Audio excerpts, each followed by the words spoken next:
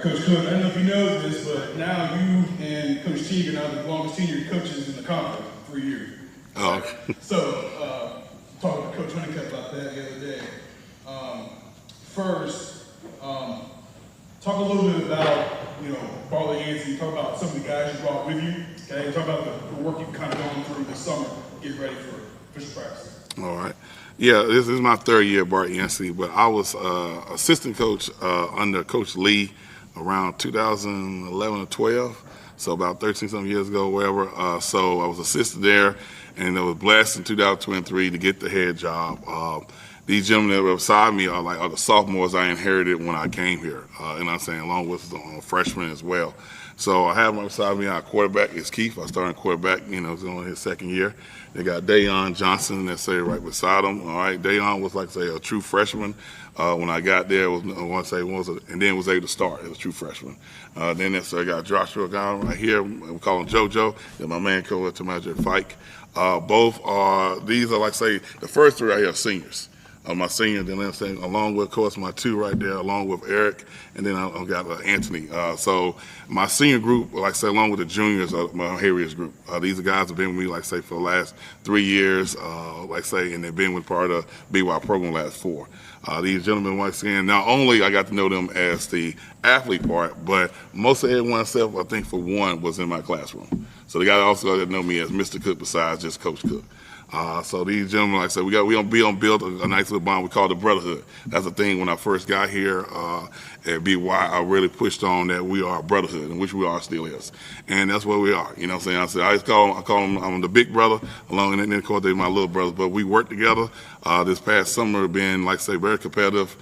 Just we had a lot of 7-on-7, but I think every week I try to just get them to understand that we're on a mission. And that's every team or every coach have a certain thing they put for, but our thing is we're on a mission. And last year, we thought we was a couple of points away, a tackle away, like any other school, from really opening out open. But this year, we're on a mission to complete that mission. We all for it. So we've been working hard in the weight room, working hard necessary on 7-on-7, and we're just looking forward for the season. Question? Coach, Keith and Dayon, all conference last year. What do they mean to you offensively and to your program as you build it up over the last 2 years heading into this year? Oh, I mean a lot. And I know you just said offense, but guess what? They also play both. You know what I'm saying? So we come from necessary, most of my guys up here, we are both way guys. You know what I'm saying? We're fortunate, you know what I'm saying? These are guys that come every day. Far as I'm saying, going back to the weight room, going back to spring ball. But these two right here, Keith was a receiver, and we was in a situation where we asked a big favor. I said, look, I know you're a receiver, and we don't really want to take that away, but at the same time, we need you to take the next step and be the quarterback, and he did with no problem. Dayon, another all-conference, but just like he could have been all-conference on offense, same as on defense, because he's a competitor on both sides of the ball, along with the other gentlemen right here as well. Keith, what's the transition been like going to play quarterback now? It's been hard, but we worked through it. When I first got to it, so first it was pretty rocky. I was throwing interceptions back to back, but then once I got the hang of it, I was getting more comfortable throwing the ball, more comfortable handing off the ball to Mondre and Joshua. So once we got into that, we got rocking and rolling, and basically the season was going better. We was winning more games instead of losing. We was moving. We was getting more first downs, getting more touchdowns. And then defense was also getting stops too. So that's about it. Questions, guys? Yeah, Jonathan Happy from RoCo Radio. You guys being a 3A school coach, what type of roster size are you looking at carrying this year? We probably, probably in the 40s. Hopefully, maybe early 40s. What we doing? We got a good core group, of the juniors, seniors, and some of the sophomores from last year. We're working like any other program. We're working now on getting those freshmen, that transition going from the middle school to high school ball, and in my area, trying to let them know that hey, these guys we've been rolling since June. Really, you go back to spring ball since May. So just trying to get that transition. If we can probably bring that along, we probably may be right knocking at 50 as far as the whole team. But definitely the biggest thing is trying to get that transition of some of the freshmen. We got a few, but just like anything, let them know that, hey, we don't start like in middle school. We don't start when school starts, And so if we can get that transition, I think we'll be okay. We'll probably be rocking at 50, but we probably right at the early 40s. We realistic. Coach, you talk about, being the only show in Carver County. What's that like, the challenges, pros, cons, all those type of things? I guess what I say a pro, it'll be just like say you are the own team. So the good thing, getting to know the middle school, and I say last year what we did is our last game, we was able to bring them in at halftime. And so they can get that exposure, and at the same time they get to know who we are. Like I say, going back to the brotherhood theme, and I reached out to those coaches. We had a youth camp, youth camp necessarily in the area, just trying to get the kids to know that, hey, we want you from the time you're little to 5 until all the way up to, you get to their age, that this is where we want you to be. We want you to be a Buccaneer. We want you to keep that brotherhood going on. We want you to keep that Buccaneer thing. So I wouldn't say now, I don't see too many cons. I just think it's just getting them to understand that we have necessarily the last 3 years I've built is a nice program, and we continue to grow and trying to get better at it. JoJo, what's some of the goals defensively for you guys as you get ready for the season? How important is defense to you as you build up? I would say making good plays, making good stops, attacking the ball as we see it, all 11 minutes of the football, making sure that we make as much stops as we can, and my linebackers, to my safeties, to my corners, that we all know our assignments, we all know what to do and know where to be at. Coach Campbell, my defense coordinator, is here in the back. We've known each other for almost 10-something years. We worked together at Greenville Central. Then we was, of course, across each other at Vance County when the schools, of course, split. But we had the same mindset, because I was like, my first year, I was /head coach /DC. But every head coach probably knows that, say you can't wear all these hats, So I was very fortunate and blessed that he was able to come along last year, and we know each other, but he has the same type of mentality for his defense. One of the things we push for, you bring it up and to raise it, all right, one thing like everybody else got a turnover chain, so we push for turnovers. That's one thing that I pushed, of course, last year and the year before, but that's one thing we strive for, that we try to get something, And like I say, when the kids know when they get one, they get to hold the belt for that few seconds, and we try to go get another one. So defense, like along with offense, is a thing we push for. Jay Ramey, RoCo Radio, were you a lead assistant at BY from 2011 to 2023 when you got the job? Oh, no. It was just, I was 1 year under Coach Lee. I was assistant, as I was defense assistant at the time. And then that following year, and that's how I went to another school. But it was his second year as head coach there. Me and Coach Lee, we were good friends, been friends for a long time, so I was able to kind of come and help out. But that was my experience at BY before I became necessarily the head coach. What other schools have you coached at? I'm originally from this area. I'm originally from Winston-Salem. So I grew up in Winston-Salem. I grew up what you would call on the east side of town, East Winston. I went to West Forsyth. I was fortunate enough to, from West Forsyth, go on and be part of Winston-Salem State University football team. And then in 2010, me and my wife, we moved down to Durham. So it was in Durham for 10 years. And along that time in Durham, I was at Greenville Central, Riverside. I ended up being, my first job as head coach was at Vance County Schools. Northern Vance, as they called it at the time. Northern Vance. So it was Northern Vance and it was Southern Vance, and I was fortunate enough to be, for the schools combined, I was the coach there. So this is going into my 19th year of coaching, so I've been around a little bit. Coach, building your program, last year you get the 4-4 split in the conference, and you win the last 2 games of the year. How much did last year at the end of your build for what you're trying to do this year and building the program the way you wanted? Well, it was a lot. It was a great for us to get that thing, so we call, like every conference have it, we call it going through the gauntlet. We went through the gauntlet, we went 0-3. Sadly, we went through the gauntlet, but we was able to kind of turn things around and was able to end on a high note. We was one of those schools that said that was could projected in or out, last year. But what we built was a good nucleus, and then we continue to build from that. It helped us out in spring ball. Like I say, it goes back to the mission that we're on. And these young men that along with me, a young man to the side, the young man that's not here, along with my coaching staff, we're on a mission to necessarily get it complete. I think BY in the past, people have thought, well, it's a school that you just can kind of just get off on. We're trying to change that image. You're going to come play BY, you got to come play football. Don't take us lightly. Deion, on the offensive side of the ball, how nice is it to have a 6'1" guy throwing you the ball? It's pretty good. Pretty good. Having him trust me. we're making plays the way, it's good. We build a good bond at practice, practicing every day, getting work. Also been together for years since like Little League football. So that's a bond we already have too. So that kind of go back to that plus you said about that, one town area. And the good thing, like I say, these are not just, I love the fact they play football, but they also, as far as the school-wise, these are basketball players, these are wrestlers, these are track. So they keep on constantly, they're working, you know what I'm saying? So I'm glad that, they work for me, but they also keep that love of BY to other sports as well. What's it mean to you, Coach, to see these guys where they are now as seniors and juniors from when you started? Oh, it's special. I mean, I ain't gonna lie to you. I mean, it's gonna be definitely when these seniors, when they go, it's gonna be missed because they're the first. Like I say, when I got here, coming in, like I say, I got hired late. I got hired I think in 2023. I met the team one time, and then of course got them that summer. But anytime you start something new, it's gonna be a little rocky because it's different. They didn't know me, I didn't know them, but these are the sophomores. I felt even at that time when things was we're getting to know each other, they stayed the course. So I'm glad they stayed the course with me. Like I say, except for about one or two, this is the group that's been with me since I got here. Monday, talk a little about playing linebacker. You gotta be a different breed for linebacker. Yes, sir, you do. I love playing it, It's a great feeling to actually go on the field, hit somebody. I just love it, My coaches, they teach me everything I need to know. I just love the feeling of, that's about it.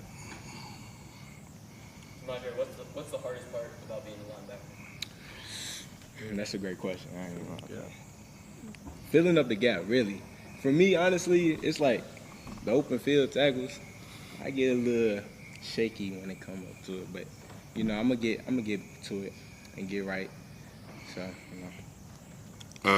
To Monday is necessary a buck in that area, kind of like in any defense, you got the captain. So he's kind of like the captain of the defense necessary because when Coach Pro necessary calls necessary to play, Monday has necessary to rely on that. So that's a good thing about he's been in that spot for the last his second year, and then of course he was there his sophomore year along with other ones, so kind of growing them. So that's the good thing about these guys, like I said before, have been in the program and they've been since sophomores playing at a varsity level. So now, of course, like any party, even though you're young, may have your little ups and downs, but now I hope we're trying to reap the rewards of that experience they had since they were sophomores and freshmen. Coach, whenever you listen to media days, I don't like this question. I'm trying to phrase it a good way.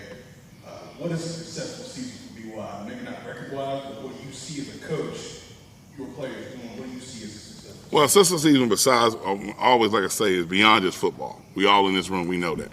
It's beyond just football because successful season is see these gentlemen in next year when they walk across their stage. Just say the past 2 seasons I've had about 4 seniors. So this would be my biggest group, but at the same time, it was successful to see those 4 seniors I had as they played. It's a successful to see them necessarily walk across. I see these young men doing great things for if they go off to school, where they go off the military, or where they do. That's what's successful to me because when you look back. And 5 years from now, 10 years from now, it's not going to always be about always the wins and losses, but it's going to be about what are still in them, making it easier. Just like someone made it easier for me, made it easier for all of us in this room, as far as coaches. Well, I'm trying to make it easier for them. So that could be different. You know what I'm saying? Like I said before, it's different between working hard and working hard the rest of your life. And we're trying to give them the experience of football, what we know the challenges go through, just like in life. You know what I'm saying? It's going to always be easy, but you got to go, you know what I'm saying, do all you can, especially when you become like a father. You become a husband, you know what I'm saying? That sometimes, even in their homes right now, they have to be maybe the big brother and do things maybe a kid don't do.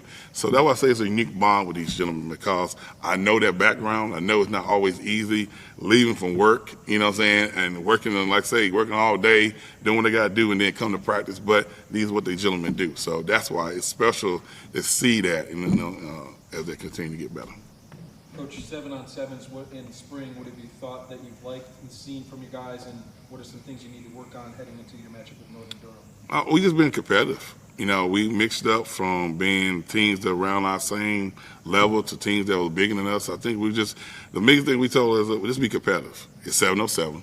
You know what I'm saying? No scores, but we want the mentality of just to keep getting better. You know, like I said, I know I've said that before, but that's the thing we're trying to do, is that no matter who it is, no matter what school have done in the past or what you've done, all that, when you come and play, we just want to be competitive from the beginning to the end. I like ending the program, you know what I'm saying, still got to get all the X's and O's right. I still got to make sure we're all on the same page as far as when it comes to plays. But I think, like, as far as a summer, as far as a nucleus of kids, like, you know, because summer comes down for coaches, they can be up and down, you know, especially when those yellow buses are not rolling, you know what I'm saying. But a good nucleus of our kid, and then they've been good about communicating. So even when they're maybe a little late, or hey, coach, I can't make it today, it's not like it's every other day. You know, sometimes you think you got problems until you talk to another coach, you know, be like, well, coach, I only had 10 kids, you know. So I've been fortunate that that's not been a problem. And what did you like from your leaders, and what are some of the things you're looking from your leaders this year? The good thing about leadership, I hadn't had to say too much, like, you know, the first 2 years, like I told them, you know, because you're still in your program, you're still in certain rules and values. Now it's good that certain things are already in place, that they already kind of taking the lead. So me having to say it, they already know, hey, you know what kind of coach, what we do here, from even down to stretching. I don't have to lead stretching no more. I say leaders. I don't say necessarily one leader. My leaders lead the stretching. So it's good that they take ownership of necessary the program. So like I always tell them, this can't be just the coaches. Guys, we're going to wrap it up right here. Listen, speaking on you guys, I can take it. What do you want to leave as a legacy at BY, you personally? And then, how excited are you for you actually get out there and play games this year? I know we all ready, because this is some of our last year, so we all ready to play. But we want to leave here with a championship. We do. We want to leave a championship at BY because we haven't had one in a while. In football, we haven't had one in a while since who knows when. So we need one. So we're really pushing for that. I just wanted to say thank you for my coaches here. My offensive coordinator, Rodney Borkin, is here. One of my assistant coach, Simpson's here. And along with, like I say, Coach Campbell, just want to thank them for the necessary way to come. Appreciate it. Thank you.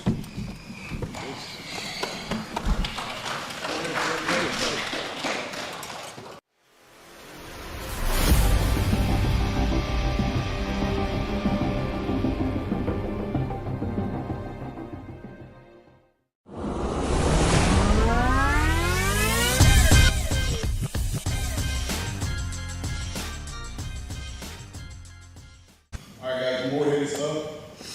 Coach McCants, appreciate you being here with you guys. I want to introduce each one of them and talk about how the summer's been, kind of getting there, your first season, and then instilling some values, some goals, and getting ready for fall practice. I'm going to let y'all introduce yourselves, so that way y'all get the fear of being in front of people out of the way. So we'll start with you, Marquise. My name is Marquise Barber, class of 2027, running back and D-line. My name's Hagan Barker. I'm class of 2027. I play O-line and D-line. Trooper Wright, class of 2026, running back and safety. Brock Blizzard, class of 26, linebacker, running back. Now we have one more that we brought late. It's Judson Freeze. He's an athlete, so receiver, DB, do-it-all type guy. A little bit about the Summer. So fortunately, I got hired early enough to where we were able to get in during spring ball and really start introducing the new concepts and the new things that we wanted to accomplish this year. And we attacked that very hard and heavy in May, and then had to take that little bit of time off for graduation and into school, and then we rolled it into summer, and it's been wrapping up pretty nicely. We probably did more 7-on-7s than what we're used to, just simply because we needed the competition. We needed the extra reps versus people to really start learning our offensive and defensive schemes. I thought, everybody competed very well this summer. We're really starting to see the foundation of what Morehead football really can be moving forward.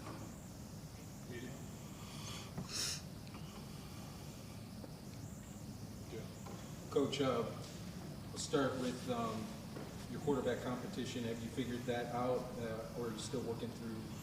We're still working through. Over the summer, we have a freshman that has gotten the majority of the reps. His name is Will Gord. He doesn't look like your prototypical freshman. He's already 6 foot, 160, 170 in that range. Throws a pretty good ball. Everybody seems to gravitate to him. They like him. Normally when you have a freshman come in, there's a lot of razzing him and stuff like that, but it hasn't really been that way with him.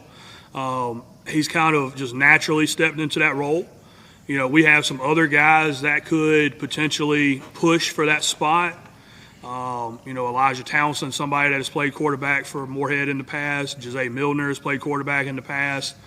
Those are guys that we, will rep throughout the year to kind of create competition and make sure that we're putting the best 11 out there. Brock Blizzard can hand a mean handoff.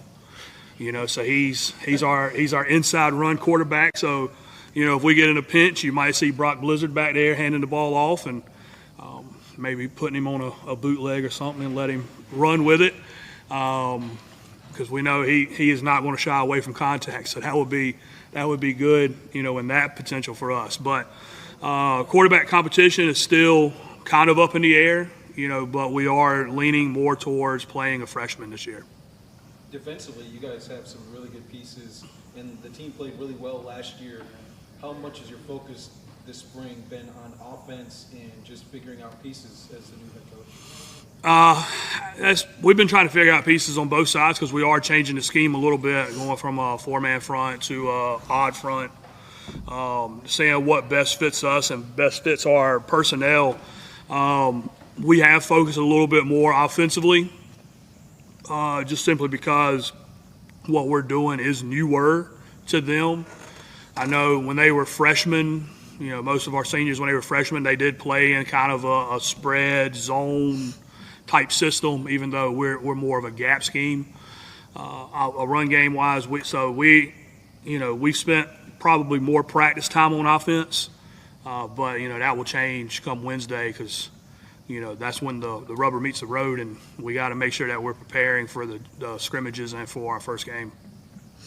As a coach in an offensive mind, you start getting to work with these guys. You like having two backs. You like having heavy tight end looks sometimes. How's it feel having 9-4 and Brock up to be able to carry? We have a big backfield. We have another kid who's not here, Jalen Lowright, who's going to be in the backfield. Also, he's a D lineman. So the majority of our running backs are either a linebacker or a defensive lineman for us as well. Which, as you know, if you covered my games in the past, those are things that we like to do.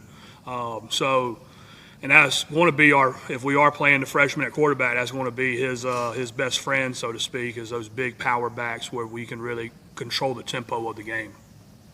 Coach, personal note, the game last year with Morehead and in Walkertown, going into that game, it was a tough game. Like, tough players on the Morehead side, we all said it. Knowing you, your background, your teams in the past, and toughness, like how much more is that going to be for a team going into this fall? That's been always my kind of calling card or my identity is I want teams when they either leaving, wherever I'm coaching now is Eden, or they see our bus leave, they're like, dang, that was a football game. And we don't want to see those guys again on the schedule. We worked very hard at every place that I've been to kind of switch that dynamic. Fortunately here, that dynamic is there. We're just trying to pull it out a little bit more and make sure that it permeates between everybody. And that it's not just one or two that want to play hard, it's the whole team. And that's kind of where we get that whole idea of SEO serve each other. That we're one, that we're all going to leave it on the field together, that we're going to practice hard, and that way it's going to translate to Friday nights and Thursday nights for our JVs. I got a question for Brock and Hagan. How is wrestling? We'll start with Hagan. First of all, wrestling, how has that helped your position and your success in wrestling? And secondly, your guys' team success, how are you bleeding that into this spring and heading into the football season? Wrestling's helped me big time, being a bigger guy with my hips definitely, but it also translates into my personality because wrestling is a very competitive sport, and if you're on my team, you're going to be my friend, but if you're going against me, you're my enemy. So, of course, I'm very competitive. It helps. It's very hand in hand with everything. So good for both sports. And Brock, wrestling, how do you take that to the linebacker position? So wrestling's always helped me just understand how low I need to be. It helped control my pad level a little bit better because I'm a little bit shorter already than most guys that play my position, but just that little half an inch helps me get under everything I need to get under and just explode through people. And that's what I like to do. So. Coach, I was wondering, just speaking to a lot of people in the Eaton community, I know they are hungry for wins in football, and I know that you guys up there, pads and helmet, have heard the same thing. But in terms of the coaching change, there's been a coaching carousel over there in Morehead for a while, which I know has been tough on these seniors in particular. But you know, to the fans of Morehead football, what can you say to them in terms of hopefully installing a winning culture? I think that starts with consistency, and that speaks to what you're saying with that carousel. You know, I'm looking forward to stopping that carousel. You know, I'm looking forward to being in Eden at Morehead for a long time. You know, it fits with, you know, where I live, where my parents live, where my wife works, where my kids go to schools. There's a lot of things that aligned, you know, kind of perfectly right there right there in a row when this job opened up. You know, I know most people will look at it as coach speech. You know, every year somebody's, oh, this is my job, my dream job, or whatever. You know, but I don't see a better job in the state for me in my situation. I don't see a better job in any other state for me in my situation, especially with 3 small kids. You know, I got a 10, an 8, and a 6-year-old. They love it. They're at practice almost every day now. You know, my wife teaches right across the road. My parents live a mile away from the school. I go to church right across the street. So that's going to make Sunday meetings a lot easier and a lot less stressful on me. Which that's what you look for in coaching jobs too, is kind of that work-life balance. You know, and that was part of the reason why, you know, when this job opened, I jumped over it, because my work-life balance was out of skew. And I realized that when I, you know, having small kids, and I needed to get back closer to home. I know you mentioned returning home. Obviously, you know, left the county, came back. I mean, how does it feel for you to get back kind of in your home territory and kind of the pride that comes with this job that you talked about a little bit? It's great. Yeah, it was kind of bittersweet, kind of weird. You know, anytime you leave a job, you know, it's bittersweet because you start to build relationships, and you know that, you know, those relationships will probably never be the same moving forward. You know, it was kind of surreal at the same time, because I had some kids from McMichael text me like, really, coach, you know, because that rivalry cuts deep on both sides. And, you know, I was there for 4 years across the county, and that's the only time you're going to hear me say that name, but that was the only time, you know, if I was there for 4 years across the county line or across the county. And, you know, had some good times there, but it was time for me to move in terms of my professional career. And now it was time for me to move again back closer to home and to take on another challenge and to restore, you know, kind of the pride of Eden, so to speak. I know you've got those 4 players with you, obviously, you know, by choice. I mean, in terms of what those 4 guys bring to the table, I mean, could you just kind of go through the different players and what they mean to your program and how they look to impact this team this season? Yeah, well, we have 2 seniors and 2 underclassmen. You know, we have a selection of position groups. But the one thing that they all have in common is grit and determination. And they all have the team's interest at heart. They all want to make the team better. You know, of course, they want to be the best team player they can be, but they also want to see Morehead be the best that it can be as well.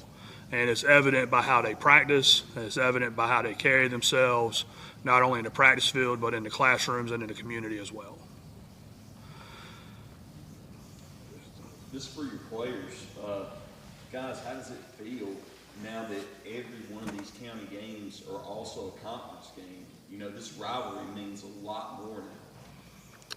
Yeah, I mean, I think it just makes it even more personal. Obviously, you want to go out there and do your best and beat the guys across the street. So I think adding them to the conference just makes it even more personal. Definitely adds to it a little bit more, because it means you just want to get over the hump with them a little bit more. You got to beat them to go to the playoffs is what it feels like still. So you just want to have close games with them, win, go home, get ready for next week. Man, I think it's great because for the longest time, Rockingham's never really been in our conference. Not throwing anything at Rockingham, but it's great that we have Rockingham in our conference, and all of our county games are now conference. And I think it makes it a lot easier, but also competitive because you're not just competing for all county now, you're also competing for all conference, which really adds on to it. It's good. I mean, I really don't know what to say about it, but I'm just ready to do something this year and prove myself.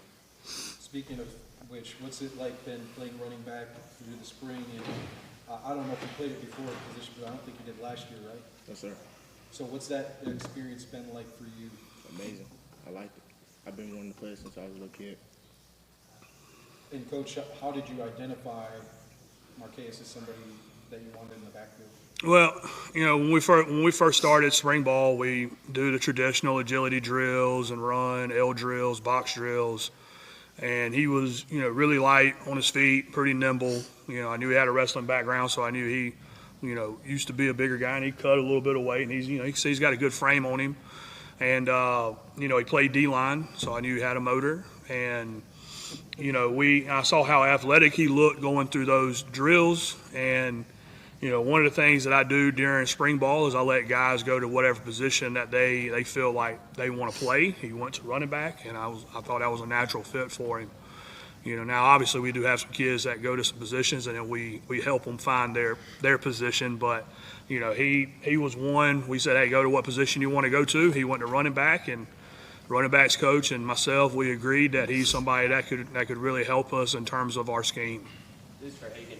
How hard was it having to sit out last year with the injury? It was pretty hard because it's getting to watch your friends out there play and knowing that those are your brothers out there you want to be with and playing football with, and not being injured my freshman year and then going into my sophomore year in an injury, it was awful and probably I think the worst thing they've done. We'll have to go through, but I'm glad to be back on the field and playing with my brothers again.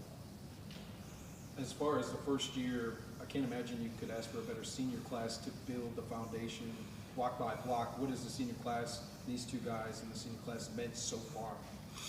I think they're the heartbeat of our team right now, because they've been through the bad times, so to speak. They've seen it at the lowest that it could be, and they are working their hardest to make sure that we're clawing our way out of that and that we're setting a foundation for future Panthers to come. And if you look at that senior class that we got, we have, not only great senior leadership, but it's great leadership through all classes. But the seniors, I can't speak highly enough for them for leading by example, and that great leadership from all classes, it starts with them and it trickles down. Trooper, what are some of your goals as a senior as far as building the program and this year for your team? Yes, sir. Just have a winning season, something that hasn't been done at Morehead in a while. So, as a team, have a winning season and make a deep run in the playoffs. And personally, I just hope I show resiliency, that the only limitations that you have are the ones that you place on yourself.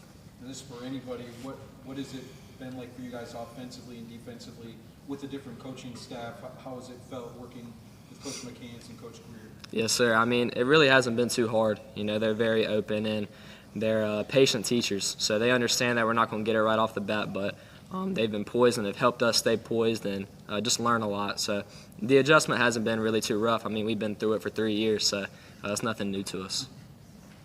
In terms of this new coaching staff, what would you say are the biggest differences you notice from the previous coaching staff to this new one that's come in? Yes, sir. I wouldn't say there's too many differences. We're still working towards one common goal. But obviously just a mix of personalities. Our whole coaching staff are different personalities, so that's been cool to see. Just seeing different personalities come together for one common goal. How important is versatility to you, Coach? You mentioned Jose, you've got Elijah. These guys can play all kinds of different positions. Versatility, what's that mean to the program to have that right away? It's a good thing, because then we can breed competition. We can move somebody here, move somebody there. If somebody gets tired, then we can slide somebody into another spot. It's the old interchangeable parts idea. We have a lot of guys that can play a lot of positions. It gets tough as a coach to try to hone all that down and make sure that we're getting everybody the appropriate reps. But right now, through the summer and the spring, that was the time to experiment with certain things. And now that we're getting closer to the season, we're going to start honing in on what they really can do. Because I think that is our job as coaches. That's our sole job as coaches, make sure that we put these guys in the best position to showcase their skills. We can draw up all the fanciest plays and all the nomenclature, but they have to execute. And so making sure that we give them the tools, making sure that we teach them how to execute when the lights are on, I think is a big deal. Coach, last thing, not record-wise, but what is a successful first year at Morehead for you seeing from these guys from the fall? I think it's progress. Taking those steps to making this program what it needs to be and what it should be. Every coach will tell you the same things, and it's true. What type of people are we creating? Job, military, career ready. What type of person are they going to be in 5 years? What type of person are they going to be in 10 years? That stuff matters. Because I remember playing high school football way long ago. It's getting further and further away, but still some of the lessons that my offensive line coach Reggie Shaw taught me, and my head coach Charlie Macaluso and Coach Kennedy, what they taught me whenever I was at Fairfield Central High School, it still sticks with me now as a 40-year-old man. I remember when I was in college, I worked a summer job, 7 p.m. to 7 a.m. I was miserable. But I was like, this wasn't as hard as camp. And I'm getting paid to be here. I wouldn't get paid to be at camp. So, I can suck it up. I'll be all right. And that was just kind of, the mantra that just was instilled with me and things that have stuck with me for my life. And so that's, and that's why I want to pay it forward and make sure that we're doing the same thing. And for the players, what is a successful season for you guys? What does it look like? Maybe not actually know, but like as a group, do something together. What does it look like? Successful season, to me, it'd be like we just come together, be a good team, play as one, serve each other, and then when me and him are gone, hopefully establish that winning mentality in everybody. So that's what I think it is. Yeah, really what he said. Personally, I just want to have a winning season. That hasn't happened at Morehead in a while, and I want my senior year to go out the bang, be the class to be remembered as, okay, they had a winning season, something that hadn't been done in a while. So have a winning season and then go to the playoffs. I think something that I'd like to see is everybody on board and putting confidence into our program. And you can't win with just one person. You have to have several people, and everyone has to be a part of the boat rowing. About the same thing everybody else said. Just here to play as one and just play as a team. Never give up on no matter how much you're losing by. They always stay as a team and be one. Candace, we appreciate y'all. Thank you. Thank you.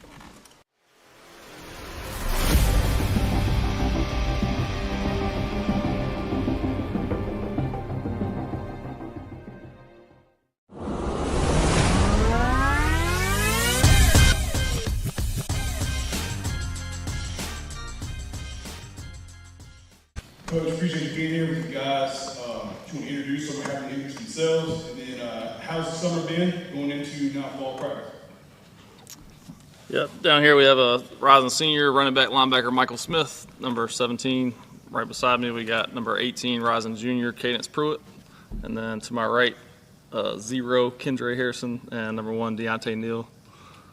So far, summer as a young coach, I used to look forward to the 7-on-7s and that type of workouts in the summer. Now as a head coach, I'm more looking forward to the actual real football when you put on the pads and see what you got a little bit more. So it's our guys have been working extremely hard all the way back to winter workouts in the weight room through the spring and into the summer. So just kind of excited to see what they put together as we start the season this week. Coach, as a quarterback, have you ever felt more protected than you do now? Yes, four pretty good guys to be surrounded by. Coach, I know a big season last year. I know maybe finished in the playoffs sooner than expected there. What has been the mindset? What has been the message for this team? As I know, Reidsville obviously has high expectations year in and year out.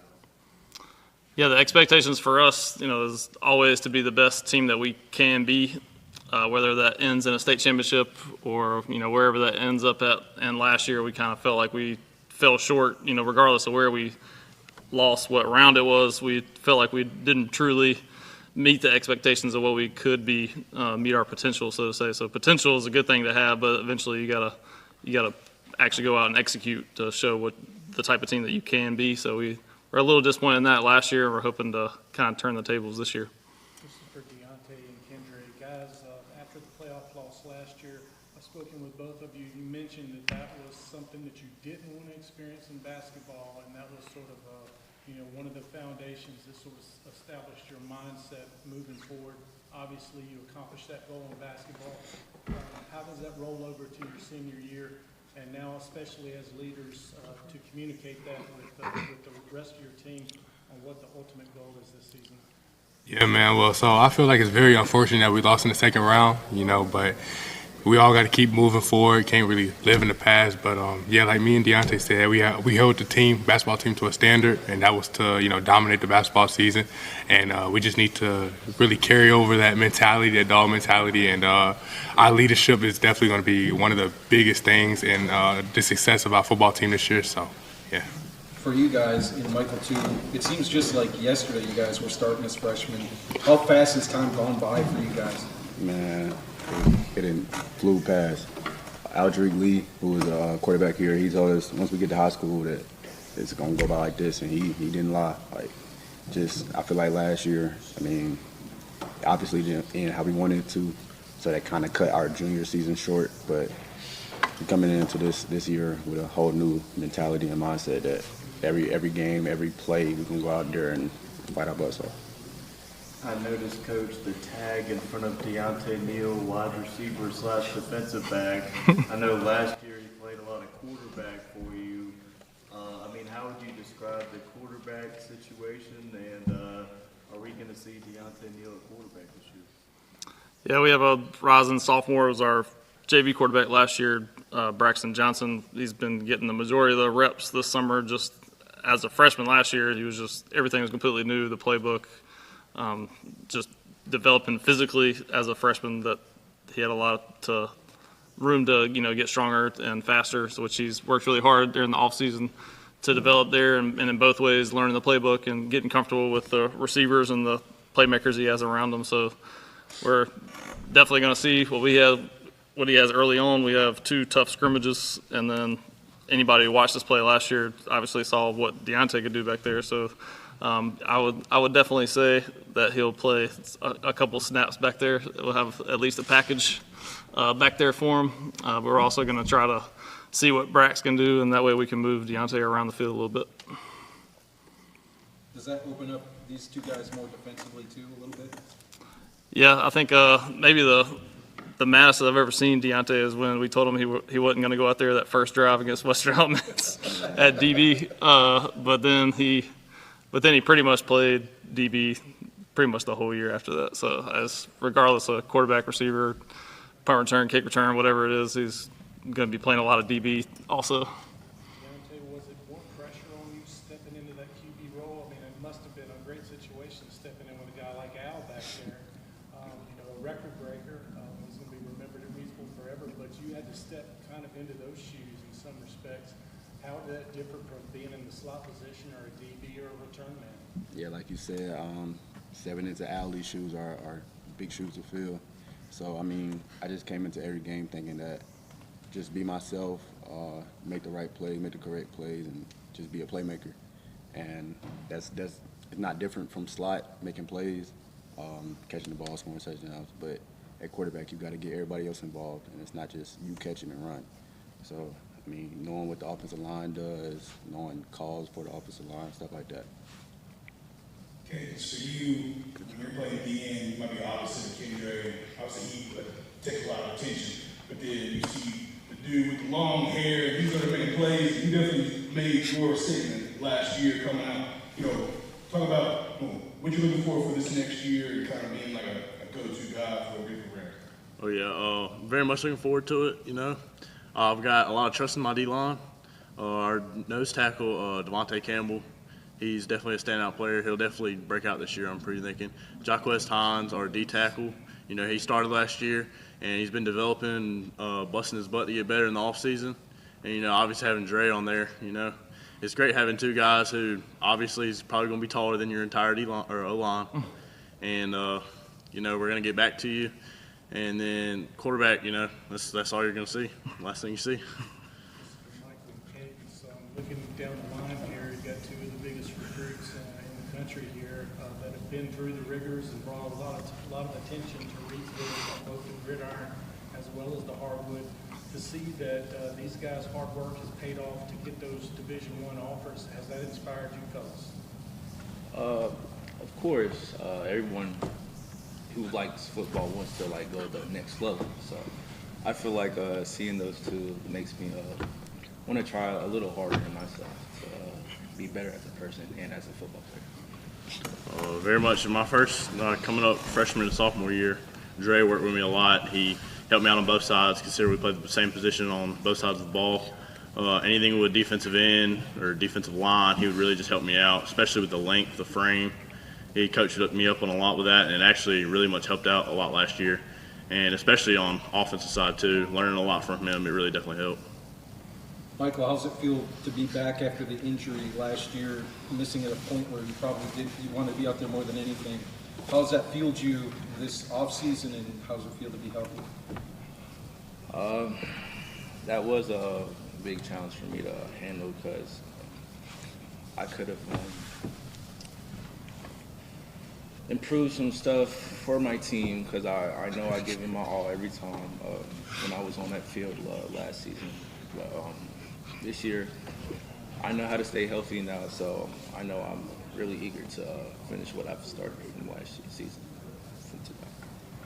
Coach, what would you say has changed the most about your philosophy since becoming the head coach? Just in general, as a head coach, there's a lot of big picture stuff that you have to take care of as a quarterback coach, offensive coordinator. You know, I can kind of just stay in my lane with the offense and not really worry about all the big picture stuff that's going on, but just making sure the team is prepared each and every week to go out there and play on Friday night and give our best, put our best product on the field. That comes from, you know, starts in the classroom in the off season to even be eligible to be at this point, and then to all that oversight, and then even to now, it's just a big thing I'm going to be relaying to these guys and our team tonight when we go practice is just that each and every day, whether it's the first day of practice or, you know, the senior night, homecoming game, first round of playoffs, whatever it is, that we're leaving everything out the field like it is our last game, because that last game is gonna be here before we know it. So it's just each and every practice, each and every game, giving everything we got. Kendra, Deontay, have you guys put much thought into the fact that this is the last time you guys have been playing since you were kids? Last time you guys will be on the football field together, most likely. Yeah, man, I ain't gonna lie. Yeah, when we lost in CP3, for CP3 this past weekend or whatever, it kind of hurt. It was like it's my last basketball game with my dog, with my best friend, man. So just, you know, knowing that I have to become a huge leader, you feel me, and go crazy and play good this year, just so we can win a ring and so I can win and go out with as a legendary guy with my best friend. You know, it's crazy. Yeah. As a legacy for Reidsville, for you two guys, if you were to explain in one word, would winning be what you want your legacy to be? Most definitely. Yeah, you said it perfectly. Winning. Winning. Legendary. Great. Yeah, I mean. Kendra, do you plan on playing basketball this year? No, sir. No, sir. After football season, I'm done. Nah, we gonna make something happen. I'm gonna talk to him. Coach Teague, I mean, in terms of this team, I mean, what do you believe will be the biggest either challenge or question mark, and how do you go about addressing that to make sure your goals are met? Yeah, so every year is a new year. Obviously, we got a lot of playmakers returning. There's a lot of high expectations, a lot of potential. All those good words that are nice to say, but we're going to find out very, very early in the season, you know, what we got and where our holes are. We start off the season with 4 or 5 very tough games in a row, even leading into our first conference game is against Walkertown, who's a very good team. So we're going to know what we got very quickly versus some bigger schools, Northern Guilford, GW Danville, Reagan High School, Eastern Guilford. So every team's different. You don't really know exactly how everything's going to gel and mesh together until you go out there and actually play a game. You know, scrimmages are good, but it's not a true game scenario. You sub early, you kind of tinker with different things. But I would say after the Northern GW Reagan game, we're going to have a pretty good idea of what we got and what we need to work on. I know you mentioned Braxton taking over as quarterback. I mean, what were the biggest signs? At what point did you feel comfortable, riding with him versus, sticking with Deontay on a full-time basis? So with him, he's a guy that wants to do it. So anytime you got a guy who wants to be the guy, that's always a good sign, especially when you're playing the quarterback position. Sometimes it just happens to be, just the scenario that puts somebody in that spot, and they just have to do it because there's nobody else. But Braxton's a young guy. He wants to do it. He wants to get better. He's always asking questions. He wants to develop. He wants to go play at the next level. All those things, kind of as a coach, you see. And so, like I said, we're gonna see this preseason and into the scrimmages how he can do and what he's got. Coach, is this a reload situation for wide receivers this year? We're missing a couple of big spots in Cam and J9 from last year, two great wide receivers. Reidsville's been known for putting great wideouts on the field. Who do you think will be stepping into other big roles? Obviously, Kendra is going to be there. Deontay's at the slot. He's a go-to guy as well. But who do you think can also step into those roles left vacant? Yeah, last year, something that didn't really get a lot of attention was we had two guys really get hurt early on in the season. During the summer, Jordan Robinson got hurt. We were hoping that he was definitely going to be a varsity player, get a lot of experience. And then Richard Braithwaite got hurt with ankle injury before the season even started also. So we were hoping to get those two guys some experience last year as sophomores. So now they're rising juniors, definitely going to get some playing time. You also have Frankie Galloway, played a lot of receiver last year. He's a very fast receiver, so kind of a deep threat type guy, be playing X. And then Demarion Whittet is a slot type of receiver. Be playing some H, what we call our slot receiver, in Z. And then LaDon Hatfield, the rising senior, worked really hard, runs track, worked hard in the weight room. So a lot of different options that we can put in some different places around the field. Coach, talk about having your father around and helping you, or Coach Mars, all those years of experience that help you as a head coach. Yeah, especially this is my third year as a head coach, so obviously a lot of learning experiences along the way. So definitely lean on those guys a lot. Anytime I have a question about practice schedule. We have a holiday where we're out of school on Monday, all those practice type scenarios, just basically anything that comes up. It's nice to have those guys that I can go to and ask their opinion. And then, it's been really big for me over the past 3 years because you don't really know what you don't know until you get in those scenarios. So it's been big for me for sure. Cadence, what's the biggest difference you've seen in yourself since your freshman year? A lot of it since freshman year was just putting on weight and gaining muscle. I pretty much lived in the weight room since freshman year. Mainly just bench press, squat, your core lifts, but really that's how it was. Freshman year, I had to develop. I had to watch the guys. That was a state championship year. So watching a lot of the guys and probably one of the best teams come through Reidsville, it really helped and kind of set a standard and an idea for what I need to become and what I need to get to. So basically off that year, did as much as I could to gain weight and get better at defensive end, watched a whole lot of film, and basically I just needed to develop myself and panned out into the sophomore year, and sophomore year went great. So very proud of myself for putting in the work and getting done what I needed to get done that year. Cadence, I know you mentioned a lot of growth in the weight room.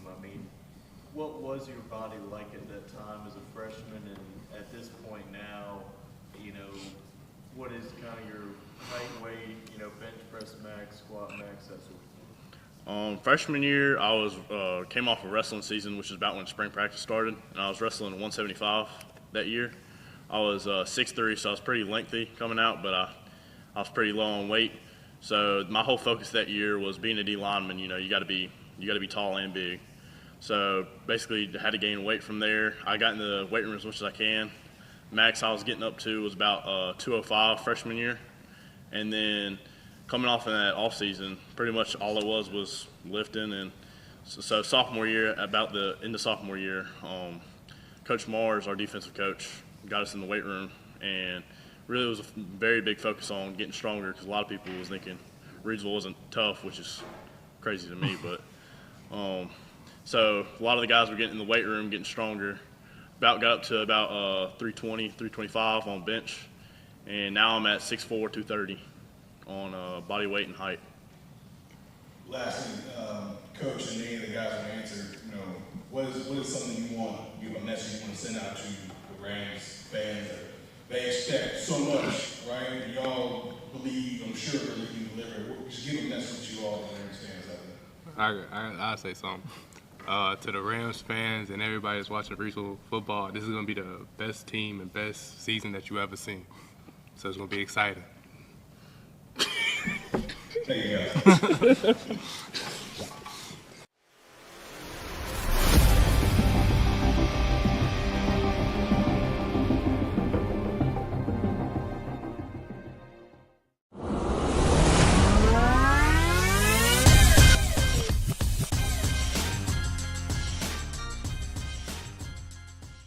Coach Robinson, appreciate you being here. Do you want to introduce your guys or have them introduce themselves? And then how's the summer been going in and out into fall practice? Summer's been great.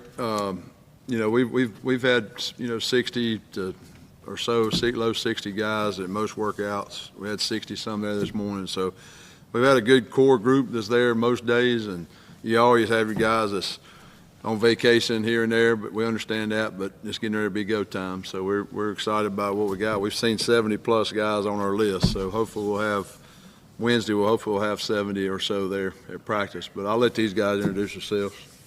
My name's Luke Stripmatter. I play quarterback and strong safety, and I'm just ready to play some football. My name is Brady Ross. I play receiver and safety. Just ready for the season to start. My name's Alex Page. I play offense and defensive line. And just get ready to start.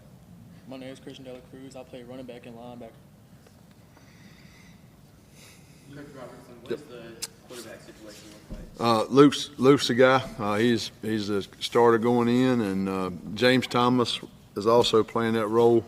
So those two guys, senior and a junior, will be getting majority of snaps in the preseason for quarterback. James also plays receiver, but he'll double up and become the backup quarterback for Luke, essentially, in case something happens there. Coach, how nice has it been to have a full offseason coming in a little bit late last year and working with these guys and seeing what they did last year through all the injuries, defensively playing strong and being able to build off of what you were able to accomplish last year despite all the obstacles? It's always nice and comfortable. I mean, I think same can be said for the guys to me. They know, I think it gets a lot of publicity about me, but it's about them, about how comfortable they are with me as a head coach. So I think they know kind of what makes me go, and I know what makes them go a little bit better now. So it's nice to know your guys a little bit better. I think we were able to recruit some guys out of the hallways that's going to help us this year. So I hope, we have a really good young group. I think we had 30 right now in our sophomore class, mid-20s in our freshman class. Our juniors and seniors are not as many, but real quality kids and quality players. So I think the combination of those two things look good for our future. So it's been real nice to be there and get acquainted with the school and see kind of how the landscape and things we need to work on. And the weight room has been a big change for us. I think our guys look a little different this year, and hopefully that's going to lead to less injuries and a healthier team. Luke, after the injury last year, first of all, how frustrating was that to sit on the sidelines and watch these guys have to go out at it? And has that fueled you heading into your senior year to hopefully train harder to be a better player? Yeah, it was definitely frustrating not being – this is my favorite sport, so not being able to be out there with the guys and running around, hitting people, making plays. It was a good start to the season, and then I got hurt, and it was just like depleting. But what was the second part of the question? Has that fueled you to be a better player for your senior season? Definitely, yeah. I think it made me work harder to get where I want to be more avoid the injuries, be stronger in the weight room, and yeah. I know, Coach, you've had a lot of success in different places, and at those different places, we've seen different things out of your quarterbacks. I know you've had some guys that have been more pocket passers, some that have been, dynamic dual threat type guys. What should we expect to see in terms of what you have this year?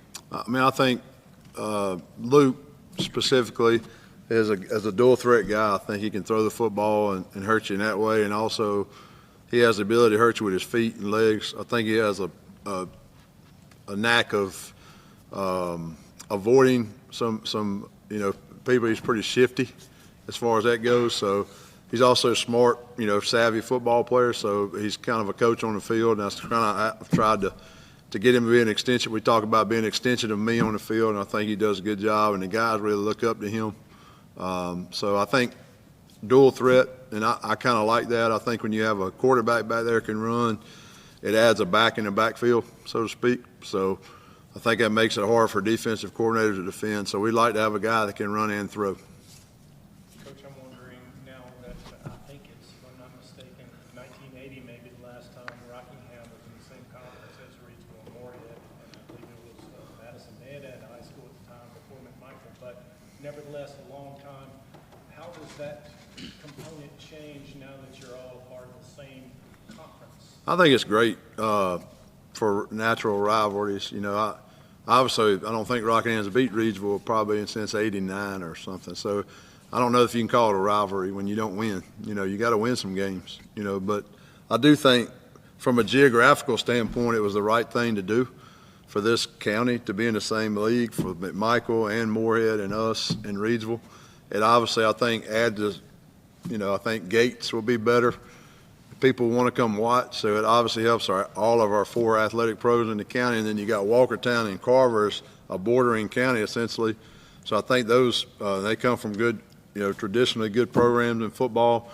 And Bartlett Yancey, I thought, always made sense to be in our conference, but yet there was an east and west divide. Now they did away with that. I think that was a great move by the state. I know they get a lot of criticism, but I think they got our conference right, and I think we have a chance to be a well-rounded conference in a lot of sports, and hopefully as a football program we'll be competitive with any of them. Let's talk about playing in the trenches. I know how much that matters to your head coach. So talk about just playing offensive line, defensive line, and just the whole group as a whole. Yeah, it's really been a kind of change in mindset as I've gotten older. Is kind of going in with my guys. I mean, we've seen a lot of growth this year too. A lot of us really buying into the weight room. A lot of improvements. And just especially this year, becoming one of those leaders on there and kind of helping control them. But at the same time, it's like you got to go in with that pretty much move or get moved mentality, or it's just not going to work. This question is for Christian.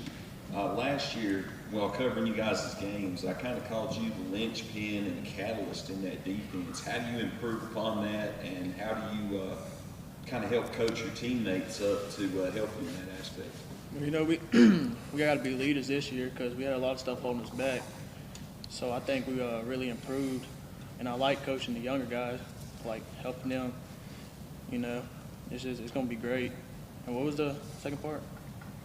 Well, how do you improve yourself and help your teammates improve to help improve the overall defense? Getting in the weight room a lot. And, some days, where there wasn't practice, we'd call the guys out and come get on the field and get some more work in, Yep. Christian, do you think defense or offense comes more naturally to you? I like running back. I like offense. Coach, I know you've only been, this will be your second year obviously at Rockingham. I know last year the conference obviously different being in that mid-state 3A, but was there anything about being in that league that you think has helped this program? Well, I mean, I think, we played some pretty good competition in that league. I know some teams that we played also were down, so I don't know if it has any carryover. I think we're used to playing good people. I mean, we've played Dudley, and we have a lot of guys coming back. We don't have a lot of seniors and juniors, but we do have a lot of returning starters coming back in that senior junior group. So they played against Dudley, they played against Reidsville, all those guys, and so they played the best, and that's what you have to measure yourself up against. And if you want to be that kind of program, you can't just play against them, you have to compete against them. So I think for this program, it's not just showing up, it's showing up and competing and playing and having a chance to win in the fourth quarter. And that's what I've always tried to gear a team to do, is to be a fourth quarter team that can have a chance to win in big games. And I know you mentioned the new conference, the dynamic obviously it sets up a lot of county matchups, but you went from being a team with a smaller enrollment in the old system to now in this conference being the large school with some smaller schools in there.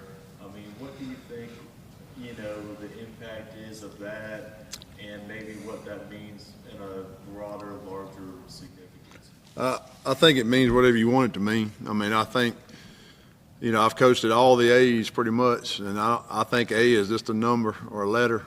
I never thought A's won any games, but so us being, I guess you'd say, the biggest school in this the conference should be an advantage to us. But at the same time, we're probably going to have 70 guys on our roster. I'm sure some other teams in this conference are going to have at least that or more on their roster. So I still think it comes down to how many guys you got on your team and how much depth you can build, and how good your ones and how good you can develop your twos behind your ones in case somebody goes down. And we have the same problems that I'm sure all the rest of schools have, is depth. How do you find quality depth behind these guys sitting up here with me now? And that's a challenge, but that's what coaching is. You just, in this world of transfer portal and NIL, now it's high school football, and it's even here. People do it here, but we got who we got, and now our job is to coach them, and that's what we try to do. We have meetings all the time. You don't have this, you don't have this. What are we going to do to get it better? That's the problem. Now, what's the solution?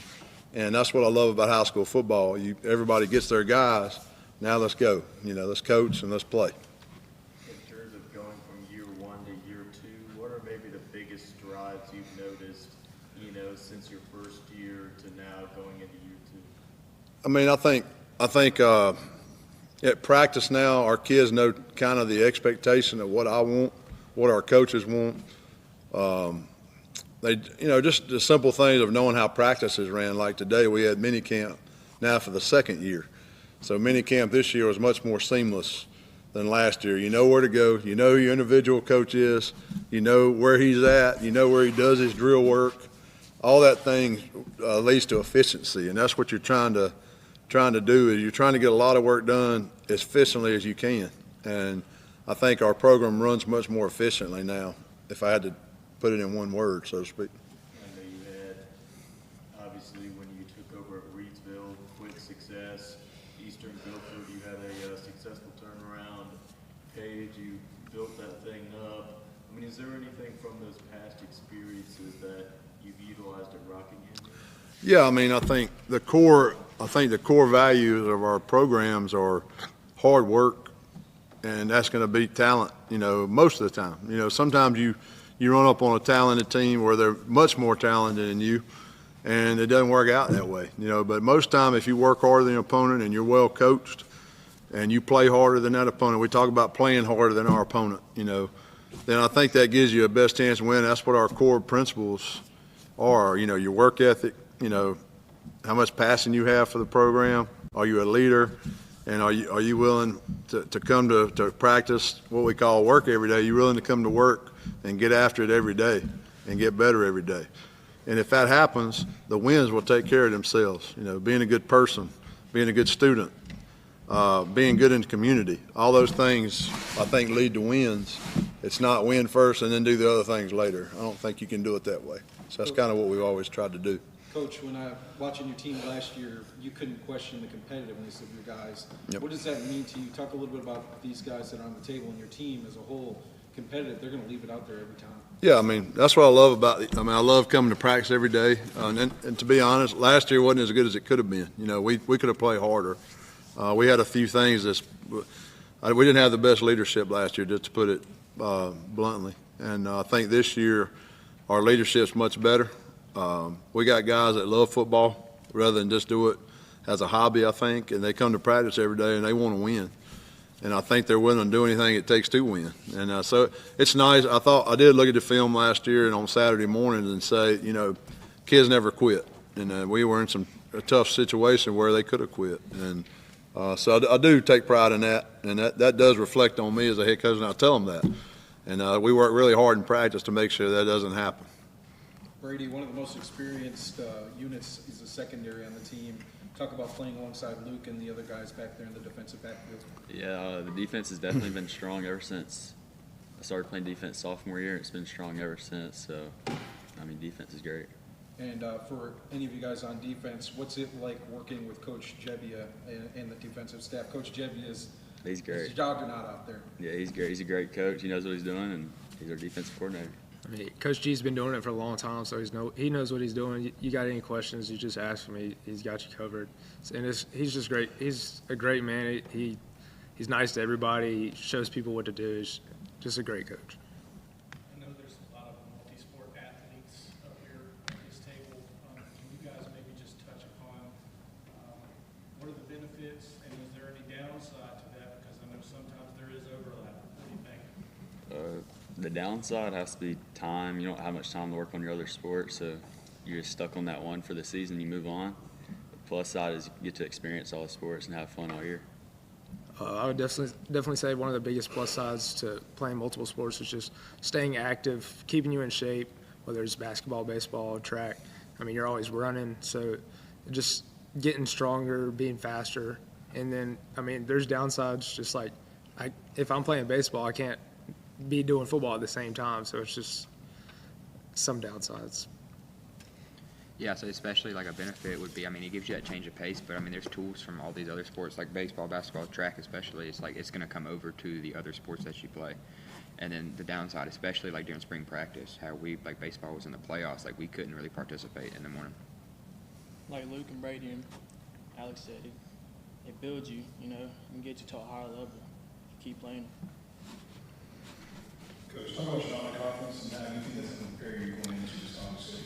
I think, I'm proud of our schedule that we got. We opened up, I think, Southwest Guilford out of Greensboro, High Point areas, a new coach, from a good, pedigree, coach with Coach Morris down at Carolina Forest. So I think Southwest will be improved. They've always been, to me, one of the more athletic programs in Guilford County. So it's going to help us get ready for the kind of athletes we're going to play against. And in game 2, Magna Vista out of Virginia, I think, is as good a program in South Virginia as it is. So that's going to challenge us big time. And then game 3, Western Alamance, kind of going across, we're playing kind of the traditional powers of each county. Western Alamance, Coach Snuffer has really done a good job for a long time. And then finishing up with Asheboro, who's in the Guilford County League now, who's coached by Calvin Brown, Darryl Brown's brother. They're very well coached. And Asheboro has always kind of been that team where you wait for them to break out. So you hope they don't do it against us. But I think those 4 games are going to get us prepared to, I think, open up with our first conference opening against McMichael to at least seeing a lot of good football teams. And does that mean you're going to play well the next game? I don't know. But we're definitely going to put some people in front of us that are going to challenge our football team and find out who our guys are. And hopefully by game 5, we'll have our depth chart where it needs to be and find out who our guys are moving forward in the conference season. And lastly, Coach, what does success look like for your guys? Maybe not record-wise, but what you want from them. Well, I just want them to have a positive experience. These are all seniors. We weren't a very good football. We had a 5-5 record last year, but we weren't happy with our result last year. So you can base it on record there. We didn't go to the playoffs, 5-5, and we weren't good enough to go to the playoffs. Let's be honest. This year, I'd like to see us show growth and again compete in the games that we need to compete in, and no matter who it is. I think anybody on our schedule, our guys are equipped to compete with. They just got to believe it. I believe it. Our staff believes it, but we have to prepare that way. And mentally, we got to go in those games feeling we have a chance to beat anybody. And if we do that, I think that's going to be the next step for this program. Robertson, I appreciate it. Yep, thank you.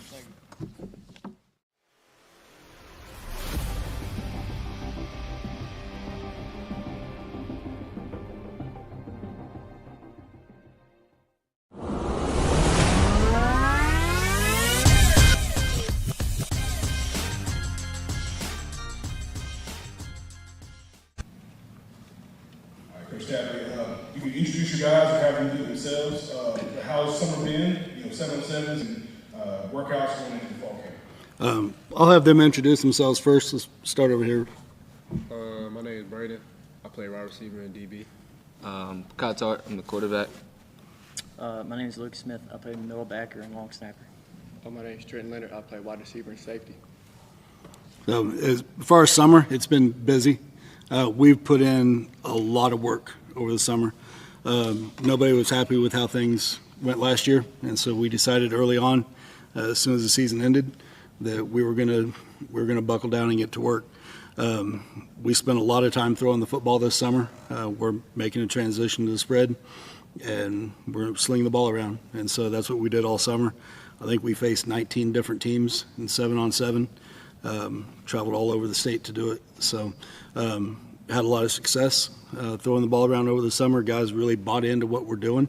We're blessed to have some great athletes and a really smart quarterback. So it was a fun summer. It was busy. I can't believe it's over already, but we put in a lot of work. Coach, you mentioned a change to a more spread-oriented attack. I mean, what was the motivation? What was it that sparked you to, change your philosophy here?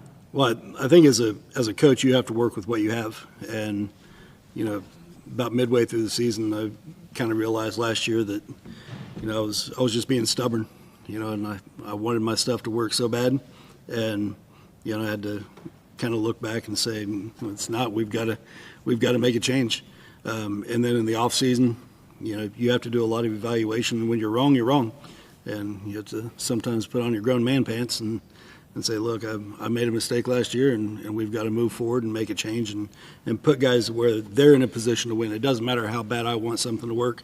If we're dealing with guys that have a different skill set, then that's where we need to go. And so that's the change we've made.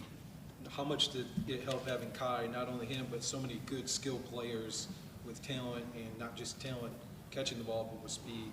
Well, I'll tell you, I wouldn't have made this change if I didn't have the guy sitting to my right. Brag on Kai a little bit. He's probably the smartest football player that I've ever been around as a high school player. The guy absolutely knows the game inside and out. He studies it for fun. And that's what you need in order to run this kind of offense. I'm not going to throw too much out there. It's not just your typical spread. There's a lot of stuff that the quarterbacks and receivers have to be on the same page. And so having this guy to my right and these two guys on the outside, really buying in and saying, hey, we're going to take the time to get in our playbook and study and study and study and study, made it a whole lot easier to make this transition. Coach, are you still willing to make changes to the offensive or defensive scheme midway through the year, or are you going to try? We're set. With the amount of last year, we didn't have the investment. I'll just be honest. We didn't have the investment in the spring, in the summer. This year we do. This year everybody's completely bought in. We're eyeballs deep into it, and I don't think anybody wants to change. And that's a big difference from last year, if we're being honest. The guys are bought in. They love what we're doing. It's fun. It's exciting. It's something you can turn on the TV and see. You can turn on a video game you can see, and it works. And we've seen that over the summer with the success we had traveling around the state. So. Coach, I know you said it was a spread, but would you describe it as a zone-oriented spread, a power-oriented spread? How would you describe It's what do you guys use? No, we're going to sling the ball around. It's a derivative of the run and shoot. If you go back to my coaching roots, I was an offensive coordinator for a run and shoot team, and so we pulled that out and made a lot of phone calls, spent a lot of hours on the phone with people who have forgotten more than I'll ever know, to make sure that we're doing this thing the right way.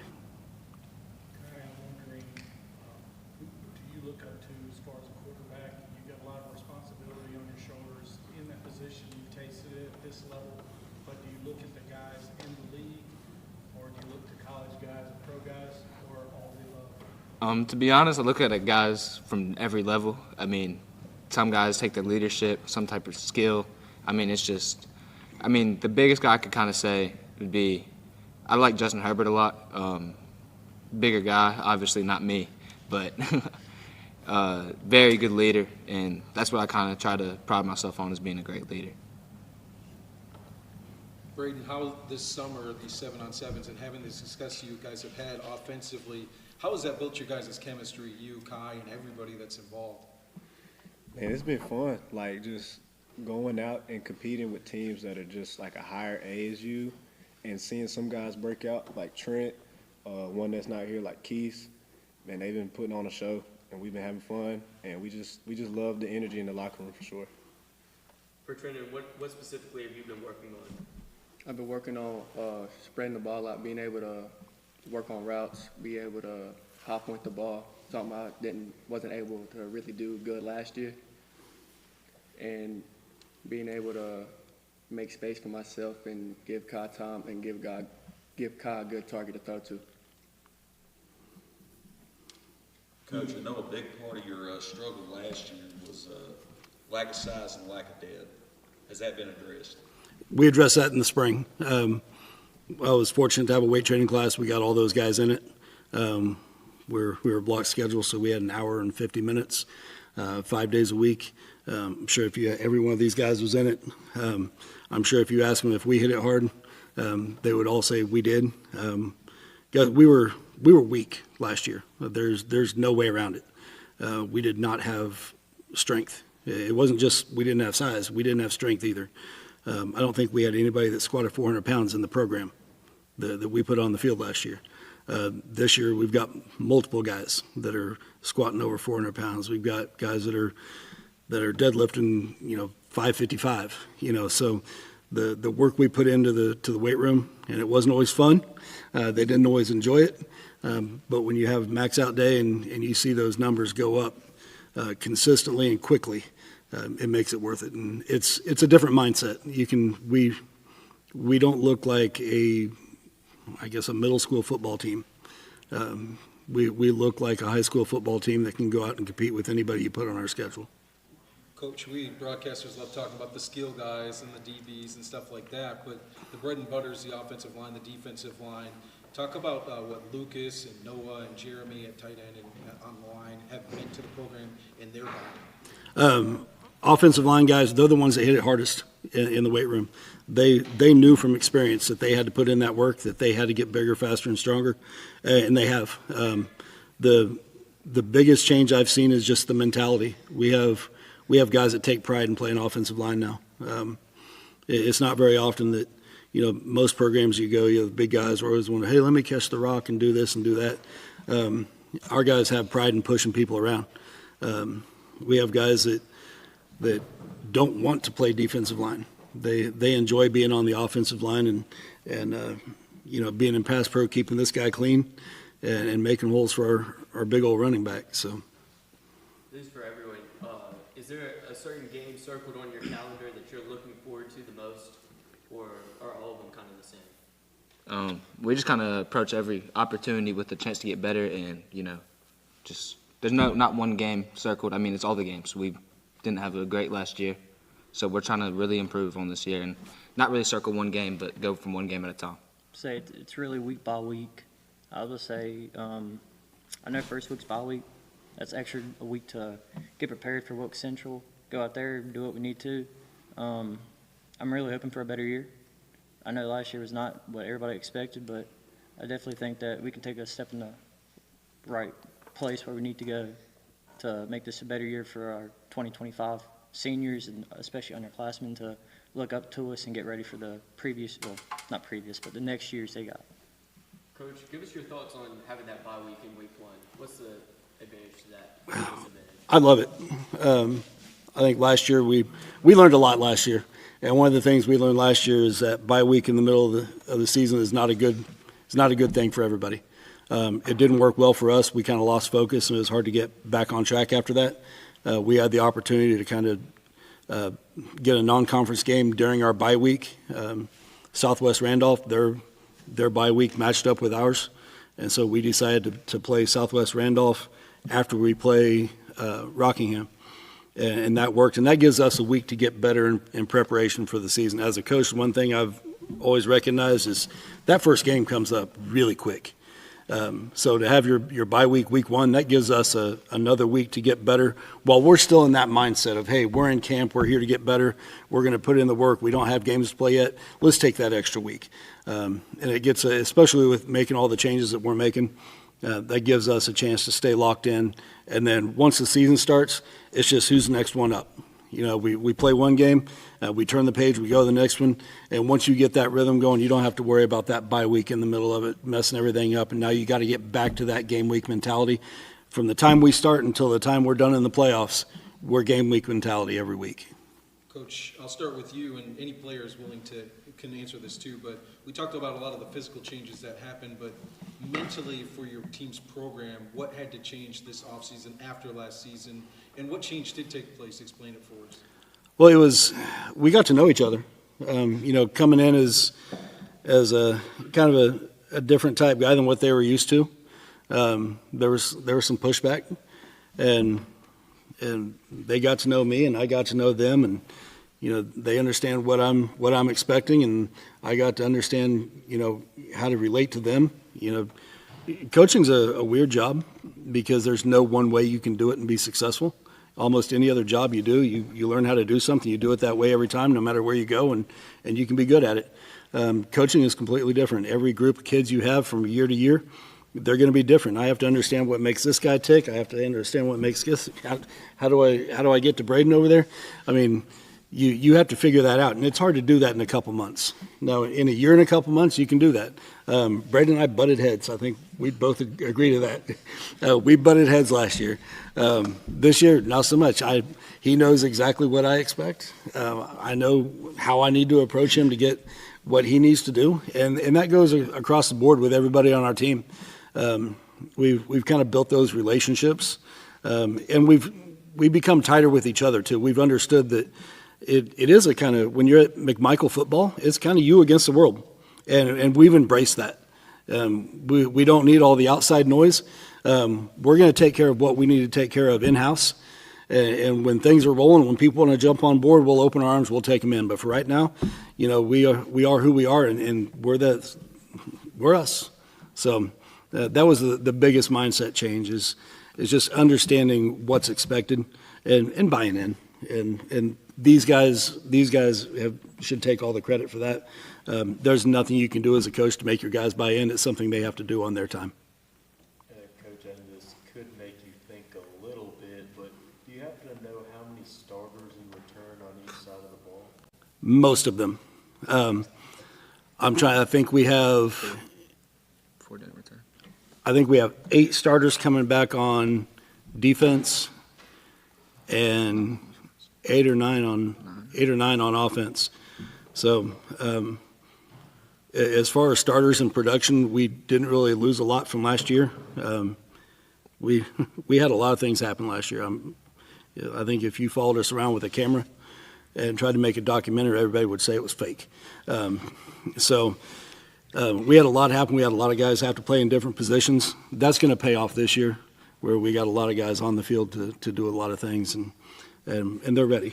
So, Coach, a lot of been said about offense. Talk about the defense. You know, we know offense sells tickets and everybody gets excited, but defense wins championship at the end of the day. So talk about a little about your defense, and then obviously I see guys playing on both sides of the ball. Our defense is fun. We're a little bit non-traditional with what we do defensively.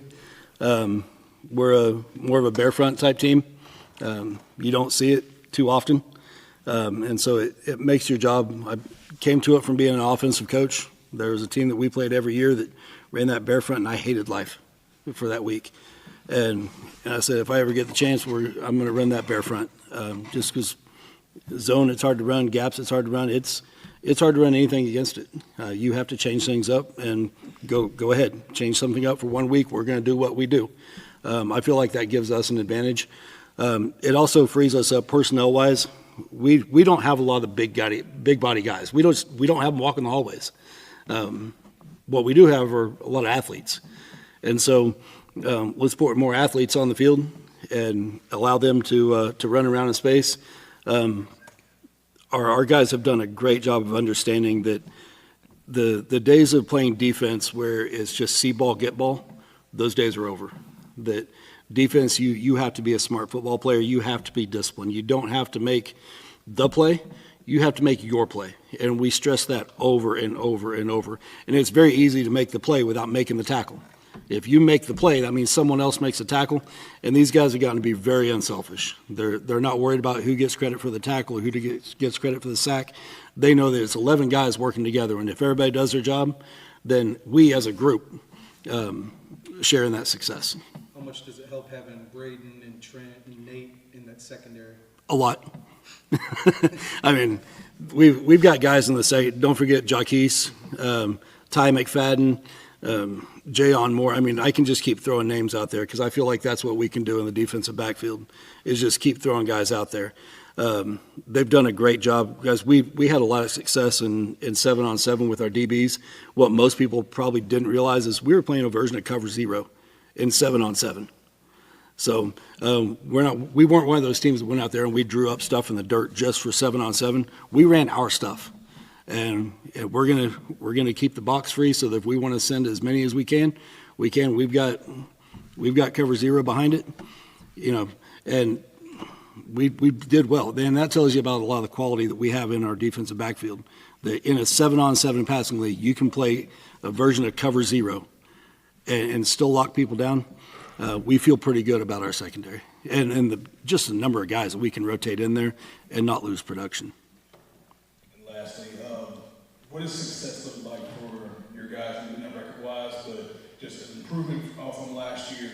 I see every one of them look like they're ready to go right now. I see the height and the improvement. Like, what does success look like for you going in this year? We're already better than last year. We haven't played a game, and we're better than last year. I can tell you that right now. As far as how do we measure success, it's what we do Monday through Thursday. If we take care of what we need to do Monday through Thursday and we're locked in, we talk about fun. What kind of fun do you want to have? Monday through Thursday is not fun for us. We're not going to trade that kind of fun to go in Friday and have your teeth kicked in because that's not fun. You remember that kind of not fun. So we won't have fun Monday through Thursday. We'll get work in. We'll be disciplined. We'll be efficient. We'll do what we need to do. Friday nights will be fun. And so that's how we're going to measure our success is what does our preparation look like? If we're going in every day and we're becoming a better football team, we're becoming a tighter family, we're becoming more intelligent, we're becoming tougher football players, to us, that's success. The wins and losses, if you do everything else, the score takes care of itself. Bill Walsh said it best. If you take care of all the things you need to take care of, the score will take care of itself. Michael, appreciate that. Appreciate it.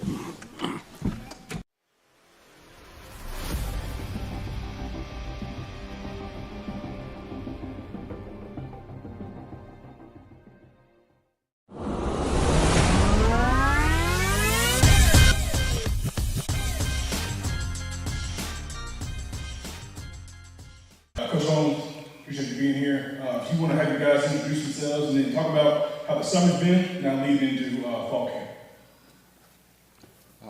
Hey, my name is Ahmad Arnold. I'm class of 26. I play wide receiver and corner.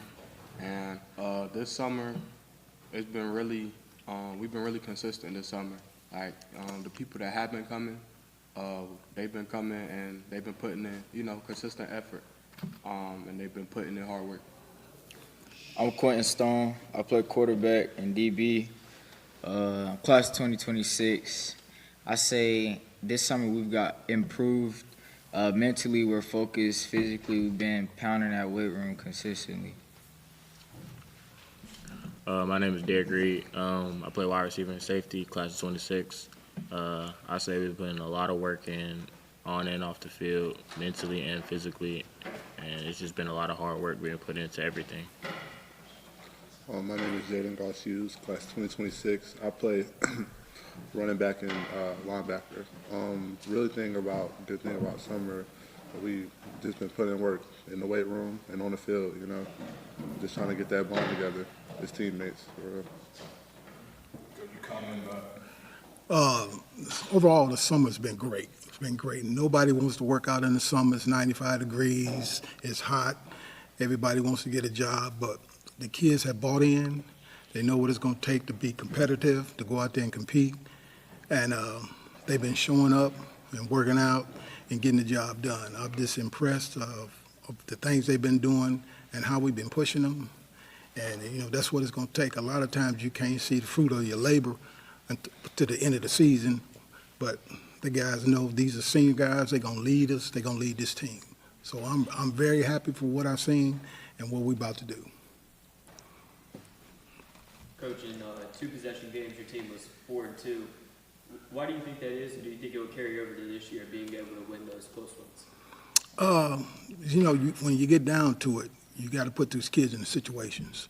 And situations is when it's nut cutting times, that 4th down and 1, and once you do a lot of stuff like that, it becomes a natural to them. Okay, I know we got to have this touchdown. So let's get together. Let's come together, Coach. And I've seen them out of there, even in the weight room, when certain guys ain't doing something, they starting to say something, they're getting on them. They say, look, if we're going to do this, everybody got to do it. I know, Coach, obviously a change in the association structure. I know Carver in the past 1A. Historically, Carver has been in larger classifications. I mean, what are your thoughts on kind of this new system and where Carver fits in with this? I think this conference we in, this classification, I think it's going to be great for us. It's going to make us grow. We're going to get better. Some of the teams we've played over the years that I've been involved with, and I think the conference that we in fits great for. One thing about it, I was thinking about it when I was coming in. We got to travel to Bartlett Yancey. That's probably our longest ride. So that makes a difference, especially sitting on the bus for an hour and a half and 2 hours. Sort of kind of last year we was on the bus that long. So by the time you get to the game, you kind of drain. So my guys is looking forward to it. We don't have far trips to go, and so they're excited. Coach, I'm wondering, as sort of then you give them a block in a way because we've got a lot of teams from the old Mid-State 2A in addition to Rockingham who are very familiar with themselves. Now you guys are kind of like new to a lot of the folks that are familiar with the old Mid-State 2A. Do you guys feel the need to come in and make a big statement that, hey, we are Carver, we are here? I just want my guys to compete, and they're going to play till the last whistle is blown. And whatever's on the scoreboard is on the scoreboard. Ultimately, we want to win.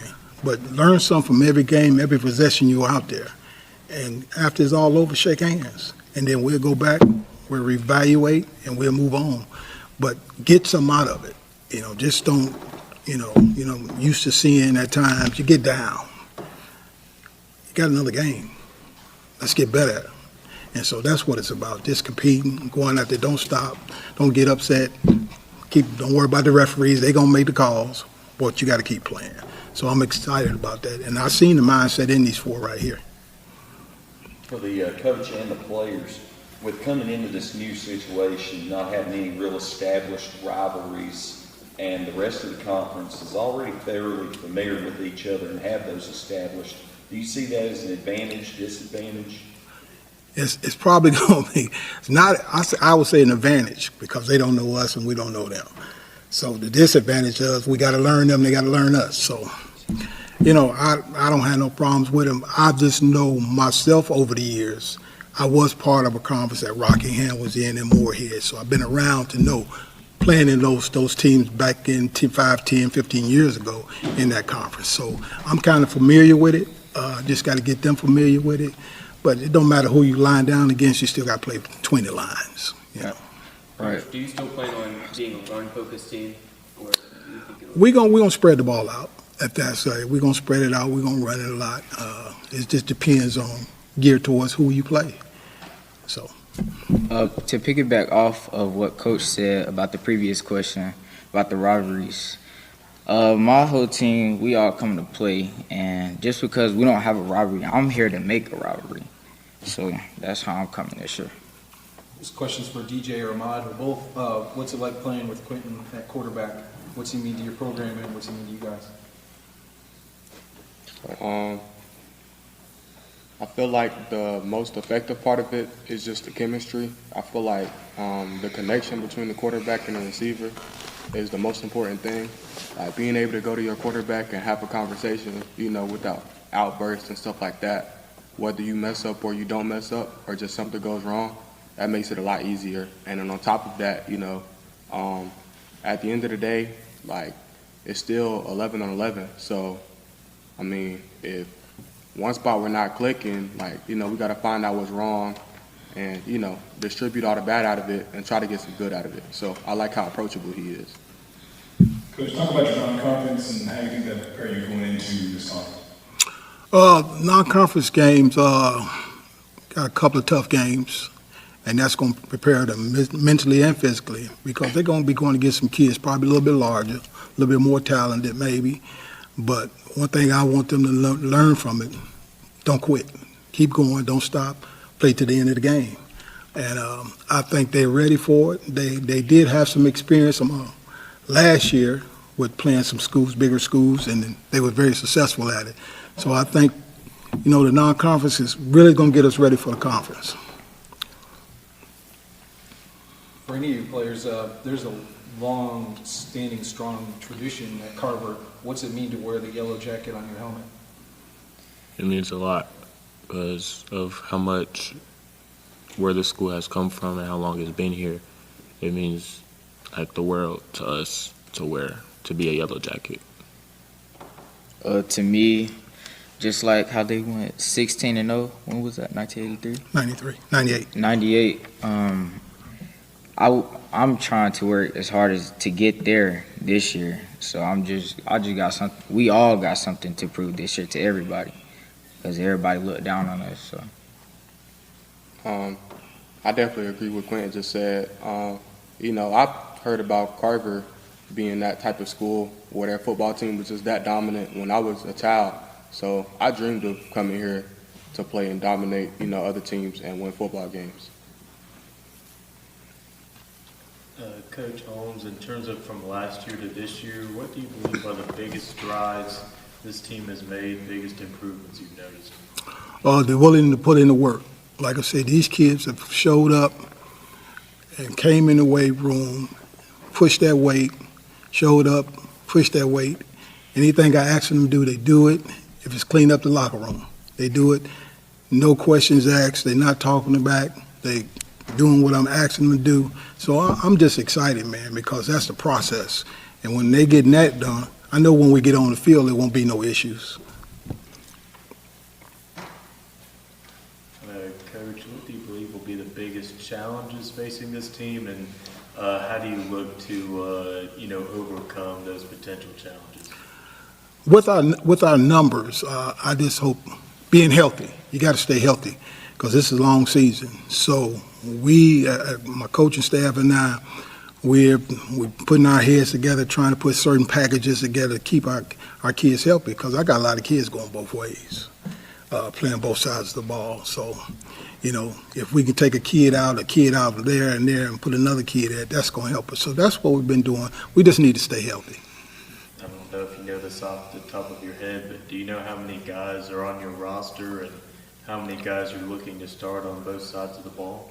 We probably at max, have 34 to 35 guys, and we're starting on both sides of the ball. I might have 12. Jason, talk about playing linebacker.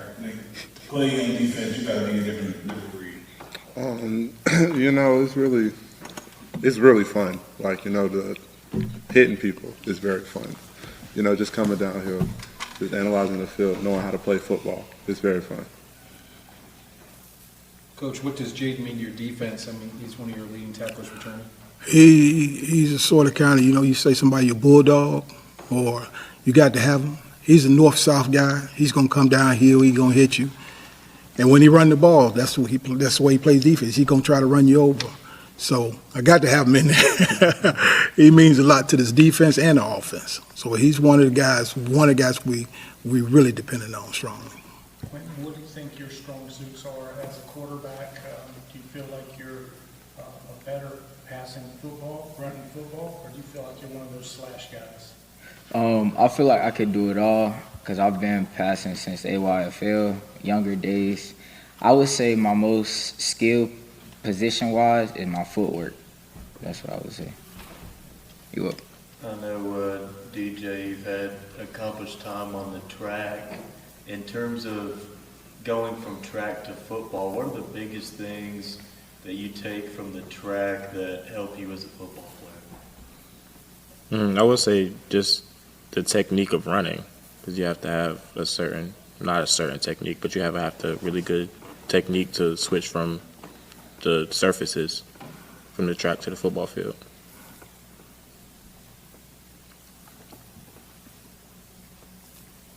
Coach, what are you looking forward to most this fall? Out of my guys, I'm looking forward to have a successful season and to compete and just learn from the experience and take these experiences to the next level as possible and show the young guys that are behind them that if they put in the work, you will be successful.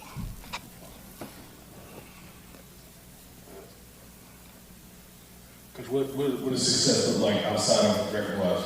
What does that look like?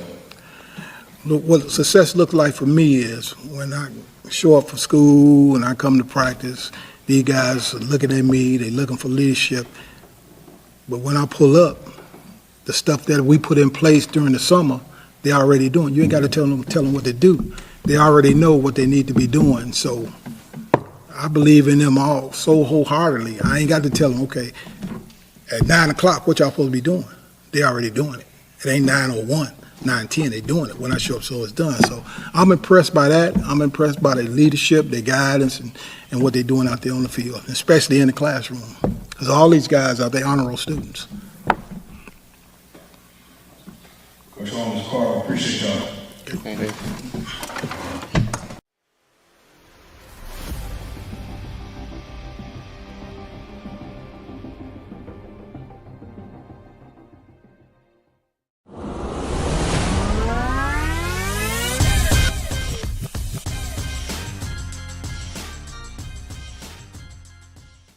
Coach Honeycutt, if you want to introduce you guys, have them do that, and then talk about how the summer's been, and go there now on the fall camp. Yeah, I'll go from right to left. At the end, Jarrell Crawford, rising senior quarterback. Hunter Cruz, another rising senior wide receiver. To my left, Jacob McLaurin, rising senior. He's going to do a little bit of DB, outside backer, and receiver for us. And on the end, Camryon Cartledge, another rising senior, going to be our starting inside linebacker. Talk about how the summer's been and then going out into fall camp. Yeah, I mean, summer's been long for one. Started late May, so feels like we've been doing it forever, but been really good. Our numbers have been pretty solid for the most part. Feel pretty good about what we're going into starting in August next week. Really excited to see what we can do this fall. Coach, I know last year was your first year in the program. Obviously a big turnaround, made some noise. I mean, what has the response been from the program coming off of what you guys did last year? Yeah, kind of going from the 100 to the 100 type thing for us right now. The expectations have certainly gone up around here in our building, in our community, and that's kind of where we want it to be. We expect a lot of ourselves. We expect a lot of our kids, and so far this summer they've answered the bell. So just trying to see if we take that next step. Coach, you were neck and neck with Reidsville and West Stokes last year, 3-horse race for the league championship, but then obviously the playoffs didn't go the way that you wanted it to. Has that been something that kind of sticks in your craw a little bit to fuel you to be better this season? Yeah, I mean, of course, when you lose a second-round playoff game to a team you beat in the regular season, it's going to stay with you, and I'm sure it stayed with our players as well since that night.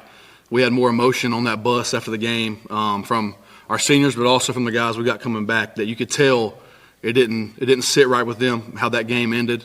We felt like we should have been playing much longer than we played last fall. So, like I said, we've come together as a team really well this spring and this summer, and we don't plan to let that stuff happen again.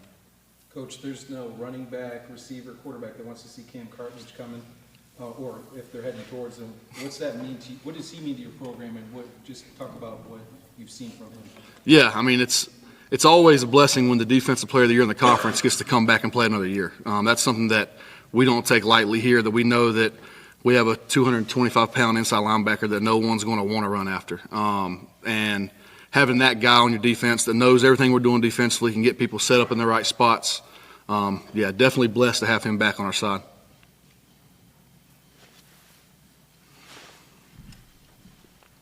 Player Jarrell, what made Walkertown the right school for you?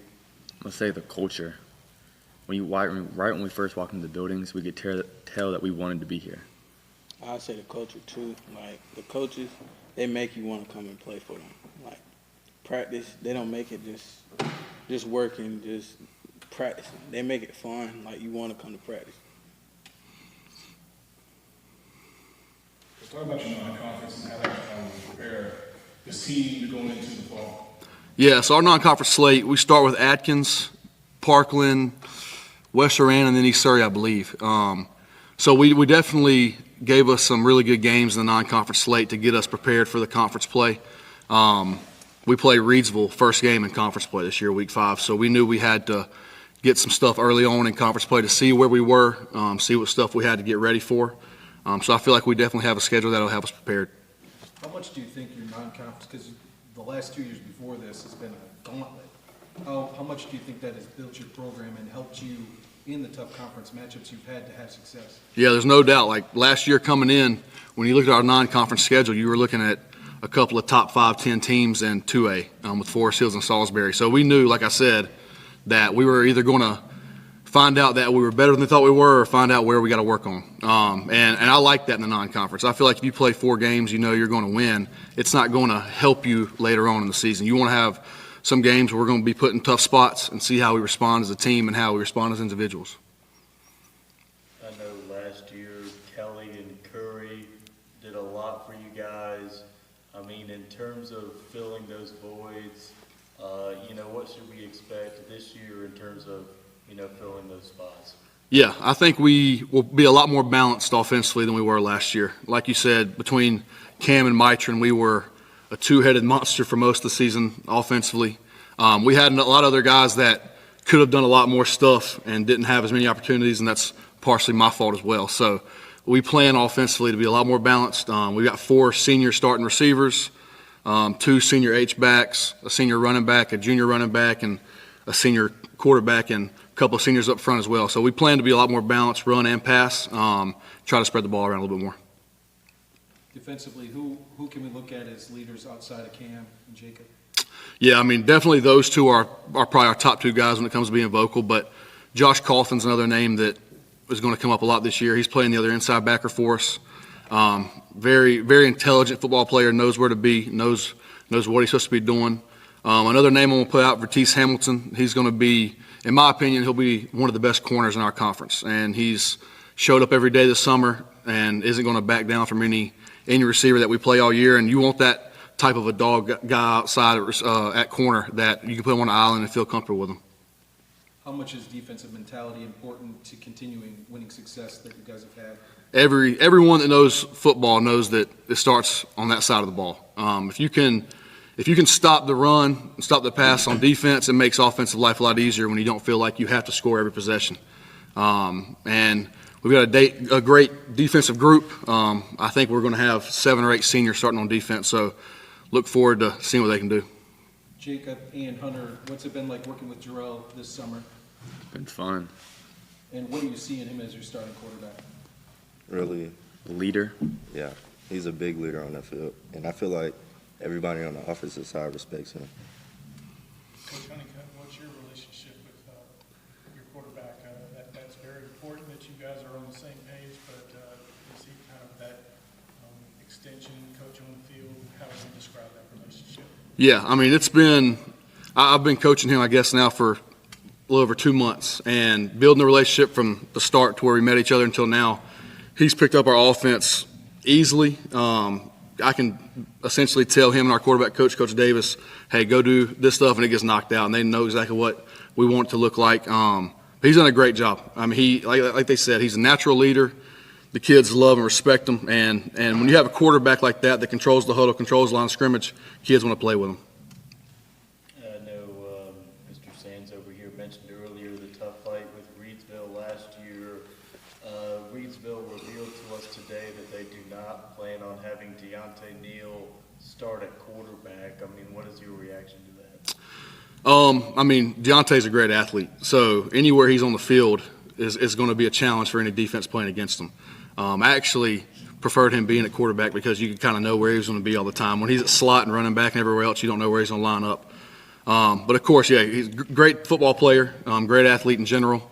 Not shocked that they're going to try to get him back in the slot because I feel like that's where he's going to play at the next level. So expect him to do great things. Drill, what are some of your goals for you personally and for your team? Some of my goals, I mean, as you know, last year I didn't really get the shot that I wanted. So this year I'm here to prove a point that I should have proved last year. So I'm just ready for any opportunity I can get this year. And what has the transition been like for you, teammate-wise, and playing with these guys? Transition was real smooth because most of these guys I either knew them or played with them before. So it was fun when I came over here. I knew what to expect with the people. Coach, coaching staffs are everything in high school football. What has yours meant to you in your continuing to build up?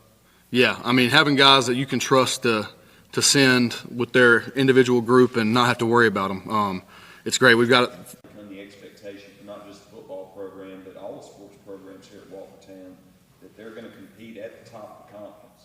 And how do you manage those expectations with your staff and your players? Yeah, I mean, I think and my staff hears me say that, try to stay off Instagram as much as we can because there's a lot on there that if you read it, you believe it. And I'm trying to just stay focused day by day. And I know the potential that we have in the locker room, and potential's great, but we have to make it happen on the field on Friday nights and just trying to stay who we are. Like, that's what got us to where we were last year, and we're just trying to build off that. So stay humble, but also expect for us to take the next step. Coach, I know you've got several of your prominent players here, but just in terms of the recruiting trail, how would you describe kind of what that recruiting attention has been like at Walkertown and, some of the programs that have given you guys looks? Yeah, we've definitely this spring we had a lot more Division I, Division II programs in here than I think they have the past couple years, and a lot of that, just to be honest, is because of the guy down here on the end, and that's great. But I always say when you can get coaches in the building to talk to anybody, you can get other guys in front of them, and they see a guy that they may have not known about or whatever it may be, and they see him in person and realize he's maybe bigger or stronger than they thought he was on film. And I think that's kind of an ongoing process of once you can get one guy to play Division I football, I think it turns into 1 to 2 to 3, and then eventually they just start showing up and they want to know what you got. And that was one thing this offseason that really surprised me is the coach that came in here and said, we've been hearing a lot of buzz about what y'all got going on. We want to get some guys in front of us. So when that's happening, you know you're going in the right direction. Coach, what's that recruiting process been like for you? Having a lot of attention, a lot of eyes on you. Is it pressure? How do you deal with it? At first, it was a lot because I never got this much attention. But I'm starting to get used to it and starting to get very comfortable with it, and I feel like it's going smooth. Coach, I think one of the things that you guys do the best is the X's and O's. We like to talk about all the flashy stuff, but how important at the high school level is to nail down those intricacies and have everybody do their job the right way? Yeah, I mean, offensively and defensively, if 11 guys are doing the right thing, going the right direction, you have a chance to be successful. And we don't do anything, like you said, nothing that's crazy flashy. Like if you came to one of our practices, you'd see a lot of things that other programs do the same stuff offensively and defensively. But we try to perfect the small things in it. Rather it be when we see a certain defense, we're going to run this route compared to this route, or up front if we see a tendency that we might like. But just having those little things, adjustments in the game, I feel like one of the underwhelming things in high school football right now is being able to make adjustments on the fly, especially at smaller levels, because you got a lot of guys playing both sides of the football. They don't get to come off the sideline, and you make adjustments. So it's trying to figure it out. And I think the coaches we have, the players we have, they'll be able to pick up on those adjustments fast. But, yeah, trying to perfect the stuff we're trying to do, and not getting ahead of yourself until you know that your base stuff is where it needs to be. I know, Coach, just to be honest, before you took over here, I mean, there were talks about players, marquee players leaving the program. For example, Bryce Baker leaving for East Forsyth. You have guys here that have stayed. You mentioned Cameron getting attention still with your program. I mean, what do you believe have been the biggest things in keeping guys at Walkertown? Yeah, I think it's important to have this place be the place kids want to be. When I got the job, I was told numerous times from everyone in this county, you just got to keep the kids in the building and you'll be fine. And I tried to get the idea of that we are a feeder school to anyone else out of the program altogether, because I wanted it to be, this is where you want to be. And this is on Friday nights when the stadium's full and we're playing, it's just like playing anywhere else. And I've tried to live by that and try to tell these guys that every day, that this is the place you want to be. And Luckily, from last year to this year, we didn't lose any guys in the county to other schools, so I feel like we're doing something the right way. And like I said, just trying to make this place where they come to practice. I think Jarrell hit on it earlier. Like, it's not 2.5 hours of coaches just screaming, yelling, and, you know, we try to have a little fun. Like, it's hot outside. We try to have fun while we're out there, because if not, it can be overwhelming for us even as coaches. So trying to make it a place where you come and you feel part of a family. Coach, what position group on offense or on defense do you think will be the leading one for this season?